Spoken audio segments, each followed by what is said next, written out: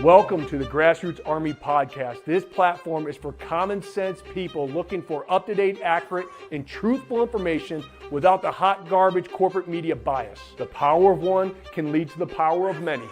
You never know what small act that you may say or do that may literally change the lives of millions tomorrow. And don't you ever think that you can't make a difference, because you can.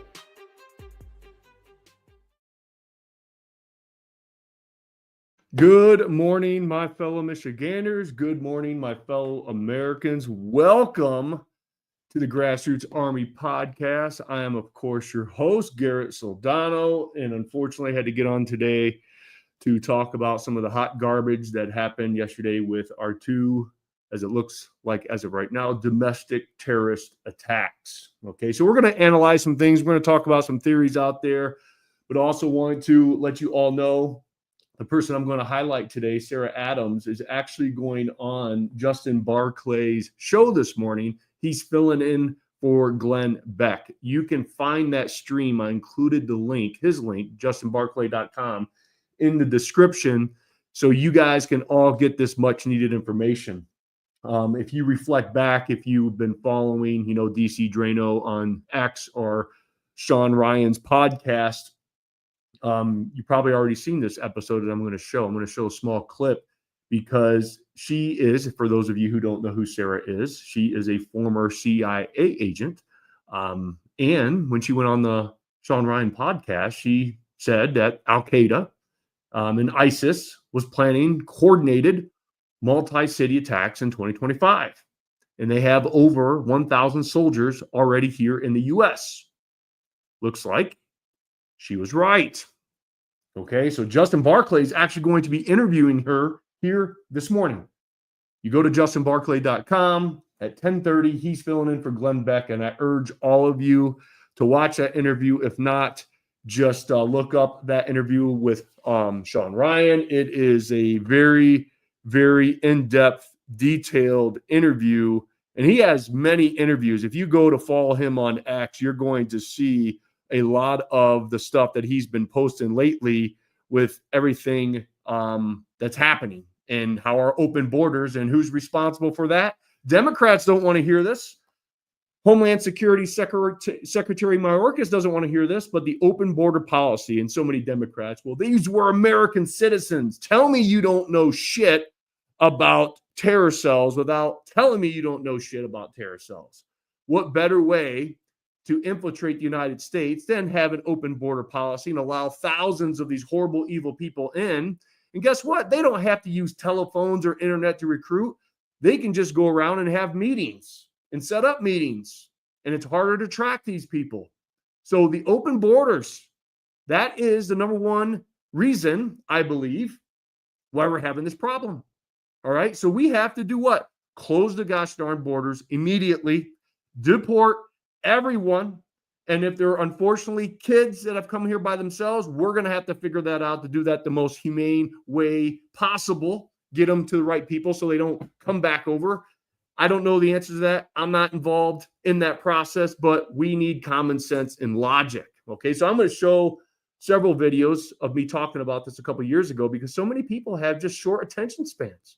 People just don't want to hear it. Like they hear something, they go on to the next media cycle, and it's so short and vicious that people tend to forget. So I'm going to bring you all the way back 2 years ago and a year ago, some lives that I did and some footage on this very subject. And guess what? Nothing has been done. And that's why I'm excited for Trump and his team to go in there and start bringing some common sense to the equation, because we all know what the hot garbage Democrat and their propaganda arm, the corporate media, are going to do. They are going to find one thing that's going to happen while we're deporting people, and they're going to just put it out there 24/7. Deportations led by President Trump. Look what they're doing to their family. They're separating families, and they're going to push all that out. Okay, we called that out long ago, what they are going to do. So before we get into that, let's show that interview that's cut up with Sean Ryan and Sarah Adams. So here we go. Many people, how many fighters do you think we can expect in each attack? Well, the 1,000 is all of them. So we're calling it's an Al-Qaeda planned attack, but within those 1,000 terrorists, some of them are ISIS, because they want ISIS to be blamed. I think the more of the fighter types are going to be ISIS, because then if they're caught, then they talk, I'm ISIS. I think more of the suicide bombers are going to be Al-Qaeda. I think these attacks will happen simultaneously throughout the United States, or will they be one day here, next day here, another one over here next week? So they want them coordinated. I don't know if coordinated means all at the same time, or if coordinated means we do it Monday, we do it Tuesday, we do it Wednesday, we do it Thursday, we do it Friday, just do 5 straight days. So, but they want it coordinated. What kind of places do you think they're going to target? So this is what's complicated. So Al-Qaeda's preference, as you can imagine, is symbols of the U.S. or anything that causes economic damage, right? So capital is a great symbol. I feel like bridges or any kind of public transportation always matters because it puts costs against us and it causes fear. But here's where it gets complicated. So remember, the terrorists might have their goal is they're going to attack the metro in DC, right? But remember, some of these terrorists are going to be ISIS. And remember, they can change location. So the ISIS guy might go down the metro and say, there's not many people down here. I'll kill 20, but there's a event going on.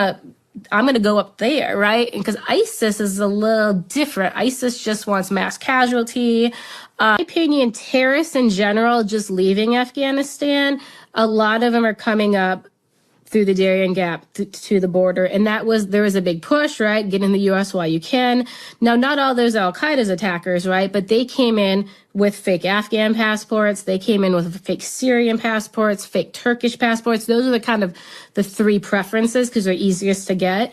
And then, if our border patrol agents, a lot of them haven't been overseas, right? If an Egyptian shows up at the border with a Syrian passport, is he going to know that person? Oh, what a gosh darn mess. Okay. So again, here we are. And I want to show a video that I did back in 2022, November 17th, with Homeland Security Secretary Mayorkas saying that, hey, there's no problem at our southern border. Everything's fine. Everything's fine. Okay. So let's hear what he has to say. And then I'm going to show you a nice little clip of a guy who doesn't seem too fine to me. Is the border safe now? I was watching a news channel and they were talking about an invasion was happening, and I got a little concerned.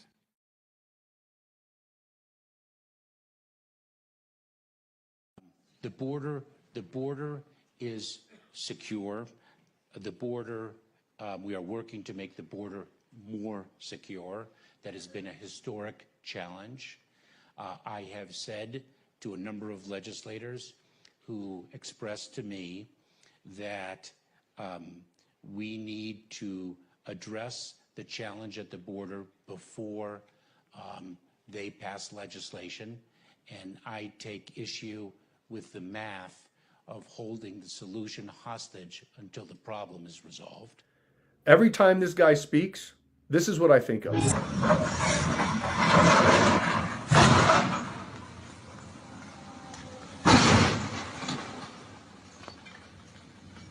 Our borders are a complete disaster. It is a clown show. And this is what this guy has done. He just continues to come on there and act like nothing's going on and just continues to condition people and say, there's not a problem at the border. There's not a problem at the border. There's not a problem at the border. And the people who are not awake, the people who are not engaged in this, they're like, hey, there's not a problem at the border. No, our borders are a dumpster fire. It is a clown show. We are literally witnessing the fall of Rome for the second time in front of our very eyes. And that's why all of you must stay engaged, must stay activated. More than anything, you must stay motivated, because here's what I'm going to tell you. The red tsunami is here. Get your boat, baby. And this is why. Florida went all red. Elon Musk took over Twitter. We control the House. Nancy Pelosi is fired. We control the majority in the Supreme Court. Do you realize the red tsunami is happening right now? So don't believe everything that you're seeing on corporate media. We are taking back lost ground. Look at the school boards. Look where we won. Look at the parents fighting back. The red tsunami is here. So cheer up. Get engaged. Stay motivated. Join this grassroots army. Was right on that one. That was back in 2022. And the momentum that we built, obviously carried over to the November election, this past election, with Trump winning up and down the ticket. We took a lot back, that is for sure, but we can't stop pushing. We got to continue to take back lost ground, because this next election cycle, I know you're sick of hearing this, is just important as the previous one, especially here in the state of Michigan. And we have a huge problem. Border security, it's here to stay, unfortunately, this problem, because they have let so many people into our country. Keep your head on a swivel. And I'm not here to fearmonger. I'm here to give you the facts. That's it. Because there's a lot of theories out there. I don't even like calling them conspiracy theories anymore, because all of our conspiracy theories end up being true, right? And hopefully this one isn't true, is, these could be some false flag events, right? Is our own government doing these types of things so they can fearmonger the public and supporting some of the hot garbage that they've done in the past, kind of like the Patriot Act, to continue to deepen their grip on surveillance on Americans? I don't know the answer to that, but here's one thing that is true in my world, and I know a lot of you that follow me, you can agree with this. I don't trust our government. I don't trust our government. I will never trust our government. It's going to probably take a couple generations for the government to actually do the right things and be transparent and give the American people the truth. But I do not trust them. It's been shown time and time again how corrupt at every level, even down to our very local levels, the judicial system. I mean, it's a hot mess, and it's going to take time for that to heal. But we all have been scarred, and we all will have in the back of our minds from here on out to eternity that what are they up to? And we have to question our government, and it's your right to always question the government, your First Amendment right. And that's why I believe so strongly in the Second Amendment, because it protects the First Amendment. America is the last country who has freedom, folks. Just look at commie Canada, look at commie Australia, right? It's just we can't give up those God-given rights. That's for sure. But Senator Mayorkas, and they always bring up, we had a bill to solve the problem. But people don't understand that they load that bill along with everything else that they try to put in there. And people are like, and Republicans are like, I'm not signing that garbage because, yeah, there's the border, but then there's all this other stuff that you guys are trying to pass. And that's why they don't pass it. And then they come out and say, well, the Democrats were trying to do it, and the Republicans said no. And that's what gets pushed out on the media cycle. It gets everybody all fired up. But I strongly encourage you to watch Sarah on Justin Barclay's show here in an hour and 15 minutes. Psycho Clown on YouTube, one of my posse members. He also says that, let me put this on the show. Here we go. Sarah also writes a weekly briefing. Sean releases once a week via email. Sign up for the newsletter on Sean's website. I strongly encourage you. Information is power, because there's so much misinformation out there, and there's so much things that happen. You kind of try to sift through as much of that stuff as possible so we can get you guys the truth. But Senator or Homeland Security Secretary Mayorkas, in that video said, oh, the videos are the border's fine. Well, let's listen to what this guy had to say. One of the illegal crossings IRT media put out on X January 20th of last year. Listen to what this guy has to say. By the way, if you are smart enough, you will know who I am. But you are really not smart enough to know who I am. But soon you're going to know who I am. Very easy. Wow, very easy. The entitlement. No, believe me, I'm much better than that. The entitlement, guys. Wow. From the horse's mouth. Okay. So the Democrats will hear that and say, well, wait a minute. He crossed illegally because he's going to further our country. He's saying he's going to become famous because he's going to bring something positive, maybe like a cure for cancer or a way to get to Mars, and him and Elon are going to meet up and they're going to solve all the world's problems. Well, that is the case. Guess what? America loves allowing those types of brilliant geniuses in, and you can pretty much come to the border legally and get right through, and we'll get you a green card, and we can get you to work, and we can start doing all these things. That's what the Democrats want to think, that this guy who came over here illegally, he's just trying to further America. Hot garbage. Absolutely not. You'll find out who I am very soon. To me, that's a threat. And now, shortly, a year later, it seems like him and his colleagues have carried through with some of the threats. Now, Justin Barclay reported, let me put this on stage, that the Las Vegas bomber who blew up the Cybertruck outside Trump Hotel, as cops say, he served at the same military base as New Orleans mass killer Jabbar. Okay? Justin put that out. Again, he's going on his show here in an hour. Tune in to hear his interview with Sarah Adams, former CIA agent. Sorry. But again, so let's analyze that, because people are like, well, these are Americans who are creating this. Look, ISIS and Al-Qaeda, however you want to say it, unfortunately, have a lot of funds. They have a huge network that's worldwide. They have the means. And a lot of these folks, unfortunately, are over here right now because of our open border policy, and they weren't vetted properly, which I said time and time again, we're all for legal immigration, not illegal. Come over here and get vetted. But unfortunately, according to Sarah, we have thousands of these bad actors now, and they can recruit, and they can have conversation and coffee, and they can radicalize these folks and do horrible things. And these folks, they have a lot of Trump derangement syndrome. There's a lot of folks out there who are very angry that Trump won, and they are willing to do some really horrible, evil things. And that's unfortunately the polarizing our politics have become, because we've been calling this out. And again, you have to be aware. I want to show this because Poland, I'm a fan of Poland. Polish politician Dominik Tarczynski, I think I said that right, was on an interview with Tucker Carlson over a year ago, and they shut down their borders. So I want you to listen in to this interview that Tucker gave over a year ago. So watch this.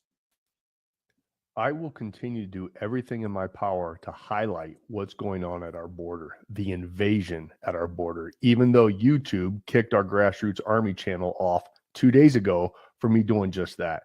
But I won't quit. It is so important that we get this information out to folks so they can be alert and they can be alive and keep their head on a swivel with what's truly going on. Over 5 million undocumented immigrant crossings over the last 2 years, folks. Over the last 2 years. And a country who has been dealing with this and basically stopped immigration, and they are safe, is Poland. And I've been highlighting this gentleman named Dominik Tarczynski over the past couple weeks. And I highlighted a video of his where he was just hammering the European Union because there's so much pressure from all these countries trying to tell Poland to kind of give in. And this guy stands up and says, no, be like Poland. So listen in. Unemployment in European Union is Poland. The highest GDP after COVID in European Union is Poland. One of the lowest debts in European Union is Poland. So don't give us this rubbish about the need of educated immigration, as we heard yesterday. We don't need your doctors. We don't need your engineers. Take them all, and pay for them. We don't need them. You know why? Because there's a zero terrorist attacks in Poland. Why? Because there is no illegal migration in Poland. So don't give me this look. Don't give me these arguments about the populism, because this is a fact. This is your data from Eurostat. So we don't need your engineers. We don't need your doctors. Take them. Do not teach us. Do not teach us about democracy, because we know what the democracy is. So learn from Poland. Be like Poland. Thank you very much. Be like Poland. Enough said. And he's exactly right. Now, with the progressive left and the corporate media and social media, because they will continue to delete people like me from bringing the truth to all of you, is the invasion from the South. Look, 2022, 2.76 million undocumented immigrant crossings. In 2023, as of right now, 2.8 million undocumented immigrant crossings. Now, are all those folks bad people? Of course not. But let's just look at the stats, and let's use some common sense, some logic. Let's say 1%. 1% of 2.76 million is 27,600, and 1% of 2.8 million is 28,000. And that is military-aged men strategically placed all throughout the country. You don't believe me? Watch this video. Where are you going? Chicago, New York, California? Where are you going? New York, inshallah. Okay, you? Indiana. Indiana? Thank you. You? Las Vegas. Las Vegas. You? New York. You? Charlotte. Thank you. You? Charlotte. Charlotte. You? New York. You? Kentucky. You? Senegal. And where are you going? New York? Address.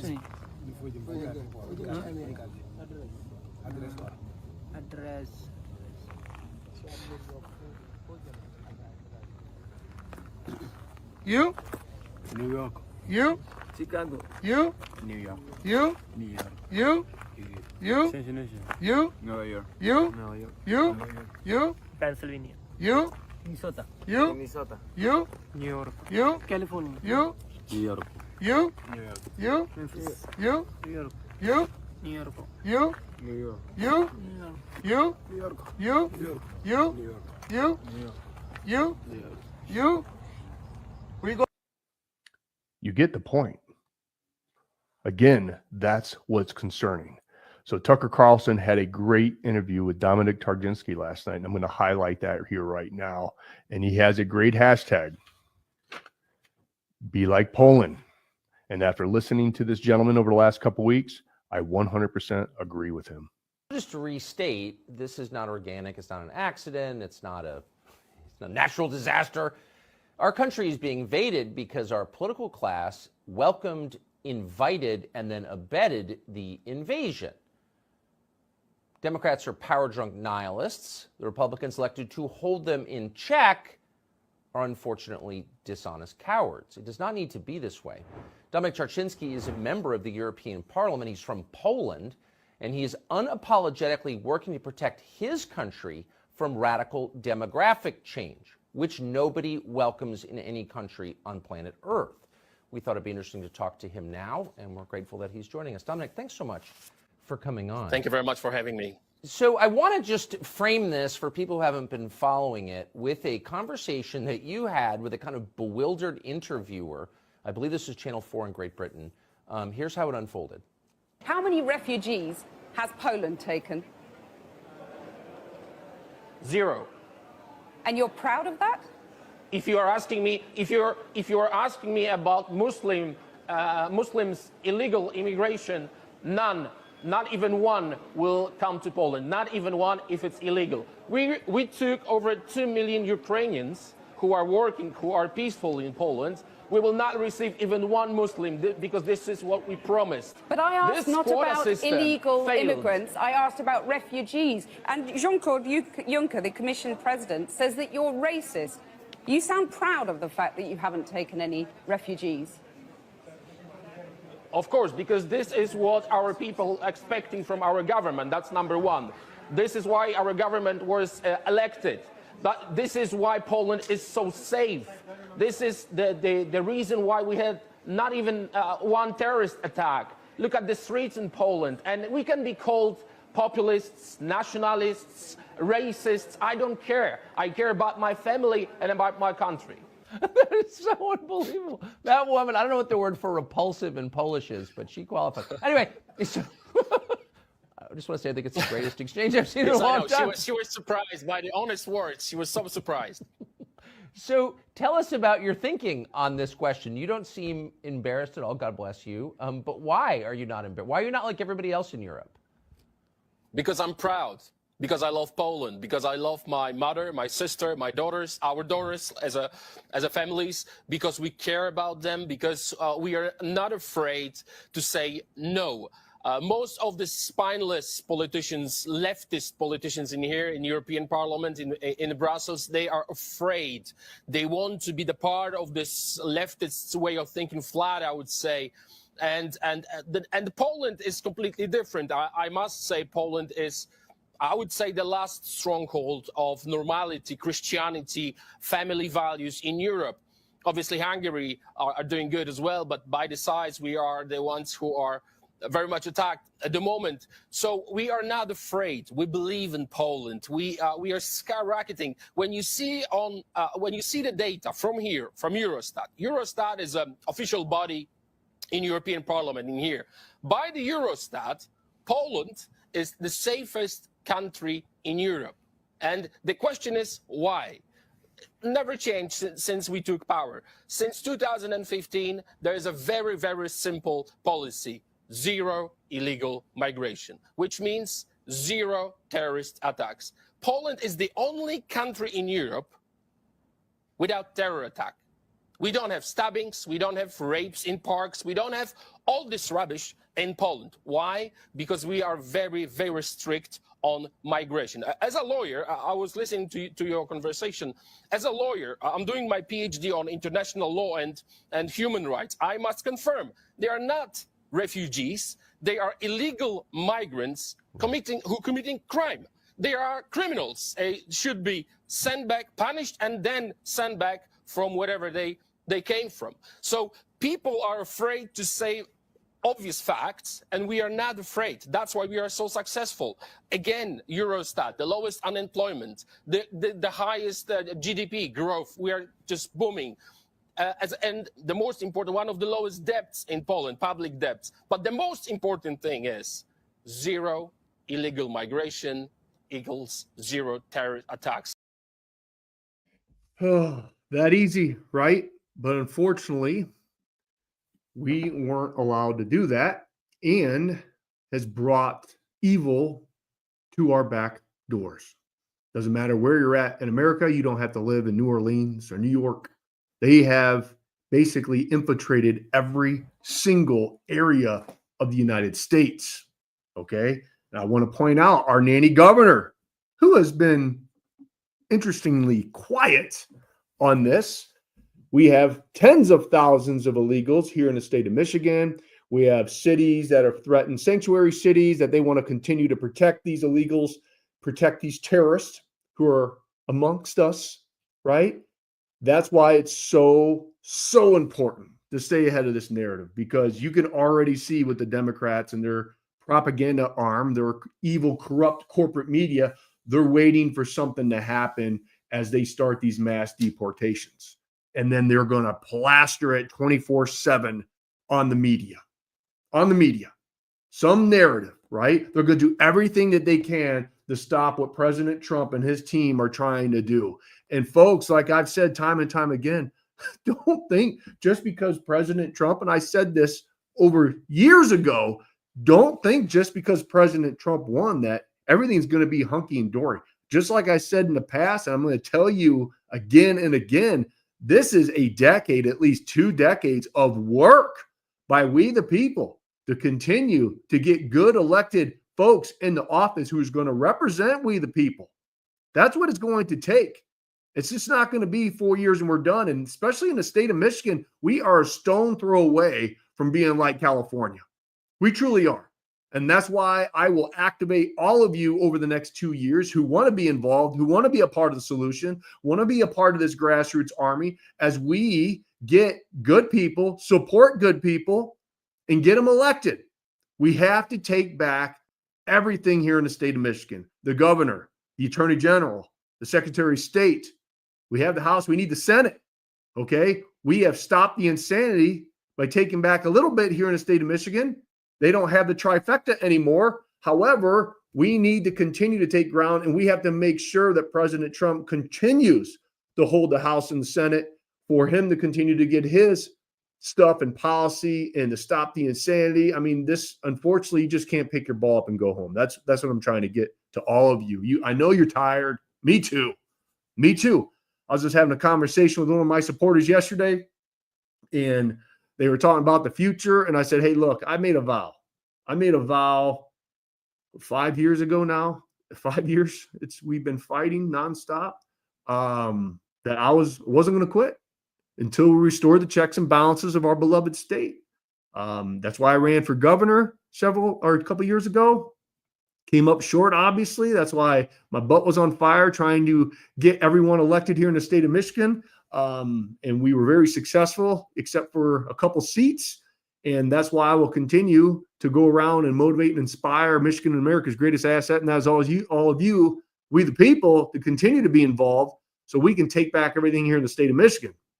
And then we're going to see what the good Lord has planned for me. But to be honest with you, I would not lose sleep if I could just go back and being a chiropractor and adjust and motivate and inspire my patients and be done with politics from here on out, because it is a thankless job. It is not fun. We'll say that.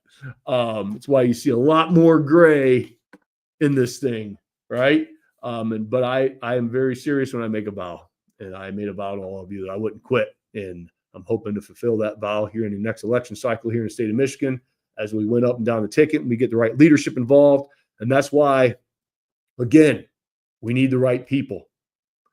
Right now, Michigan needs an executive. Michigan needs a business person with business experience that's documented, that you can look up. Not when somebody says, hey, I have business experience, right? We actually need people to run for all levels of office with the right skill set. I had a gentleman, I don't even want to say his name, reach out to me, and he ran for president, and now he's running for governor. And I guess he's announced a year or 2 years ago. Grassroots guy, it seems like a really good guy, one of these social media guys. And he's like, hey, get behind me, we can change. And I'm like scratching my head, like, where have you been? Where were you at 2020 when we were organizing everyone? I'd never seen you, never met you, anything else. I don't think he was in the state at the time. But I sent him a nice message. And I said this, well, one second, I'll read to you verbatim what I sent this guy. Because I think it's important that people that want to get involved with politics, that you're bringing some type of skill set to the arena. Now, I appreciate everyone who wants to get involved. I do. I really do. Like, you want to run for office, you want to throw your hat in the arena. I love it. But a lot of times these people, and we've seen them in the last gubernatorial campaign, they run because they get the chance to speak and they get a platform, and they just go around to all the events and they give them their 5 minutes of fame. And some people get attracted to that. So he's a truck driver, a patriot, God-fearing man. Help me fix Michigan. Michiganders need us. Good guy. No doubt about that. Just because I call people out and hold them accountable does not mean that they're horrible, evil people. I just want to make sure that we get the right people in the office at all levels, okay? And this is what I said to him. And I want you all who are thinking about running for office, I want this to sink into your heart, okay? I said, I appreciate your willingness to step into the political arena, first as a presidential candidate and now as a gubernatorial contender. Having run for governor in 2022, I understand firsthand the challenges and immense work involved in running a statewide campaign. My campaign was successful in raising over $2.2 million, with 96% of those contributions under the amount of $200. What does that tell you? That's grassroots, baby. Okay? And building a powerful movement of grassroots supporters to inspire change. But I also learned that winning at this level requires not only the ability to fundraise effectively, but also the necessary experience and skill set to address complex statewide issues.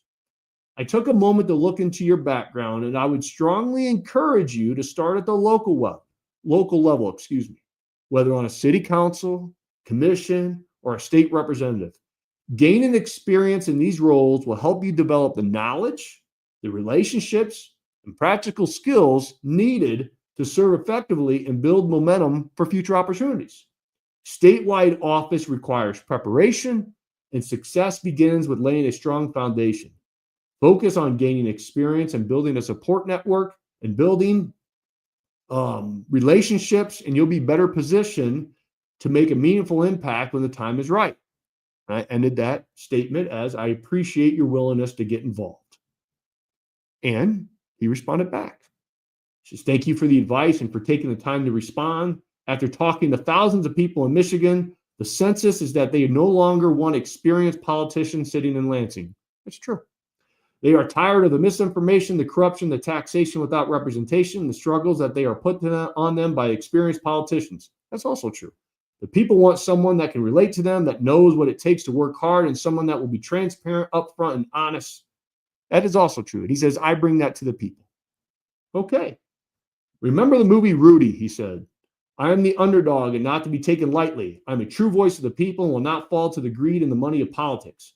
I need an opportunity like Rudy. I need a chance to make alliances and forge relationships with those like me who want to change. That's why I reached out to you. I have courage, charisma, faith, and I won't take no for an answer attitude. I have policies that actually help the people no matter what party they are in. Ask yourself one question. What would it actually hurt to run with me? Help me and introduce me to the people I need to meet. What would it hurt? Win, lose, or draw, I'm running in this race. Okay? And I said, good luck on all your future endeavors. All right? So, sounds like a great guy. Sounds like he's constitutionally sound, which is what we're looking for. Has a great energy to serve this country. But again, to run at the statewide level, you got to bring a skill set. You got to bring, unfortunately, money, a lot of money. Okay? And if you can't fundraise, and I've seen this time and time again with good quality candidates, they can't get their messaging out. And who taught me this was a gentleman named Gary Glenn. He came to one of my events, and he's been following me over the past 5 years. We can draw a crowd. We truly can. We have had events when there's just 50. We'd have events where there's several thousand. That's one thing that we were able to do as a Grassroots Army is we can bring a crowd, and I can bring the energy on stage, and I can fire everyone up. That's one of my God-given gifts is leadership and being able to inspire and motivate people. And I love doing it, okay? And I had Gary Glenn come to one of my events in Midland where we packed the house. I think there might have been 1,000 people there, all right? And he listened to what I had to say, and everybody was cheering. The energy was electric. And he stayed afterwards. And he said, Garrett, can I ask you some questions? I said, absolutely. He said, you know, this is a huge crowd. And man, did you have an impact on these folks? And I said, yeah, I mean, we're drawing good crowds and the energy's there. The Grassroots Army's strong and we're building. He's like, are these all your crowds? Like everywhere across the state of Michigan? I mean, this is the draw you get? I said, sometimes. I said, this is a big one. You know, we've had somewhere lower where there's a couple hundred, 300. He's like, what's your average, you would say? I was like, off the top of my head, I would say 300 to 400 people on average come and listen to what I have to say. He's like, okay. And how many events are you going to do? And I forgot what I told him at the time, the several hundred, I think it was. But we did the math. And this really humbled me. He said, you're a great speaker. You have a great message. Everyone that comes to these things pretty much will join you after hearing what you have to say because you're motivating, you're inspiring, they trust you. You can feel that you're coming from the heart. You care about them. All this great stuff. And we did the math. And he said, when you do all these events over the next couple of years running for governor, you'll be able to get in front of maybe 70 to 80,000 people. That's it. And I kind of thought for a second. He's like, you know how many people turned out in the last gubernatorial campaign to vote? I said, over 2.2 million. He's like, exactly right. He said, no matter how much charisma you have, if you don't get on the TV, if you don't push out your commercials, you're not going to have the reach to win. And I was like, he's exactly right. And we were able to raise $2.2 million, and it wasn't enough. This next gubernatorial campaign, holy cow, it's 20, 30, 50 million in the general. That's one election. That's not up and down the ticket. That's running for governor. Okay? So I appreciate people who want to get involved and run, but you have to look at yourself in the mirror and what can you honestly bring to the table? Can you raise $5 to $10 million? And folks, raising money's tough. We went all out and raised over $2.2 million. And that was at the time more than any other candidate combined that was raised. And we had several different candidates. Okay. We have some heavy hitters that are thinking about running right now. We have Kevin Rinke, who's rumored to be self-funding, right? He's going to have to not only probably put some of his money in, but also effectively fundraise. We have Perry Johnson, who's going to put tons of money in. John James is rumored to be running. I feel that John James should stay in Congress. Tudor Dixon is rumored. And I think Tudor was the second largest loss in gubernatorial history in the state of Michigan. All right. I'm just looking for an executive and a business person, to be honest with you. Someone with some business experience, because that's what I feel that we need here in the state of Michigan to get us out of the hole. Obviously, sound in the Constitution. with the same beliefs in the Second Amendment and First Amendment and everything else that obviously is all very important. But we need someone with some executive experience. And when these folks announce, I'm going to bring them on. I heard our Mike Cox filed paperwork to run. So I'm going to reach out to Mike and try to get him on the show for you guys to hear what he's going to bring to the table. But I will be supporting the person that I feel that's going to bring what I feel that we need in the state of Michigan. I'm not endorsing anyone. I don't like endorsements. I'll support.